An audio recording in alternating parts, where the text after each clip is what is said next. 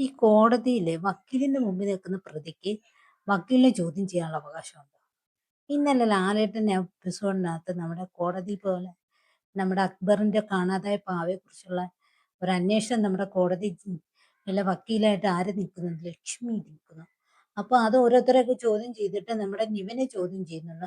നിവിൻ വലിയ കാര്യത്തിൽ വന്ന് നമ്മുടെ കോടതിയൊക്കെ തൊട്ട് വന്ദനമൊക്കെ ചെയ്തിട്ട് വന്നിരുന്നിട്ട് ബിഗ് ബോസ് മുമ്പാകെ സത്യം മാത്രമേ ബോധിപ്പിക്കത്തുള്ളൂ എന്നൊക്കെ പറയുന്നുണ്ട്.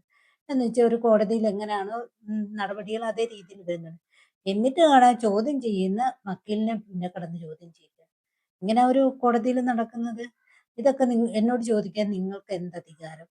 എന്നെ തൂക്കിലേറ്റാന് അല്ലെങ്കിൽ എന്നെ ശിക്ഷ വിധിക്കാനും നിങ്ങൾക്ക് അവകാശം എന്താണ്? എന്ന് വെച്ചാൽ ഒരു റെസ്പെക്റ്റും ഇല്ലാതെ കോടതിയിൽ നിൽക്കുന്ന വക്കീലിനോട് സാധാരണ നമ്മൾ ബഹുമാനം കാണിക്കണം. കാണിച്ചു വേണം നമ്മൾ സംസാരിക്കേണ്ടത്. പുള്ളിക്കാരൻ ഇങ്ങോട്ട് വന്നിട്ട് ഇതൊക്കെ ചോദിക്കാൻ നിങ്ങൾ ആരാണ്? നിങ്ങളാണോ എന്നെ വിധിക്കുന്നത്? ഇല്ലാത്ത കാര്യത്തിന് കുറ്റം ശിക്ഷിക്കാൻ നിങ്ങൾക്ക് എന്ത് അധികാരം? ഇതൊക്കെയാ പുള്ളിക്കാരൻ ഇന്നലെ ചോദിക്കുന്നത്. എന്നിട്ടാണ് ആ കൂടില്ലേ, ആ കൂടിനകത്ത് നിൽക്കുന്ന നിപ്പൊക്കെ കണ്ടില്ലേ? ഒരു വളരെ ലാഘവത്തോടെ നിൽക്കുന്നു. ഇങ്ങനാണോ കോടതിയിലുള്ള കാര്യങ്ങൾ സംസാരിക്കുകയും എടുക്കുകയൊക്കെ ചെയ്യുന്ന രീതികളൊക്കെ? പിന്നെ നിവിൻ ചോദിക്കുന്ന ചോദ്യങ്ങൾക്ക് പ്രേക്ഷകരിൽ നിന്ന് കയ്യടിയൊക്കെ ഉണ്ടായിരുന്നു. കാരണം വെച്ചാൽ പുള്ളിക്കാരൻ ചോദിക്കേണ്ട പോയിന്റുകൾ കറക്റ്റ് ടൈമിൽ ചോദിക്കുന്നുണ്ട്.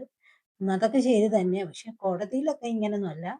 കോടതിയിൽ പുള്ളിക്കാരൻ വന്ന് ഭയങ്കര കാര്യത്തെ കോടതി മുമ്പാകെ ഞാൻ സത്യം ബോധിപ്പിക്കും എന്നൊക്കെ പറഞ്ഞപ്പോൾ അതേ രീതിയിൽ റെസ്പെക്റ്റോടെ ബഹുമാനത്തോടെ നിൽക്കുമെന്ന് വിചാരിച്ചു. പക്ഷെ ആകെ ഒരു കോടതി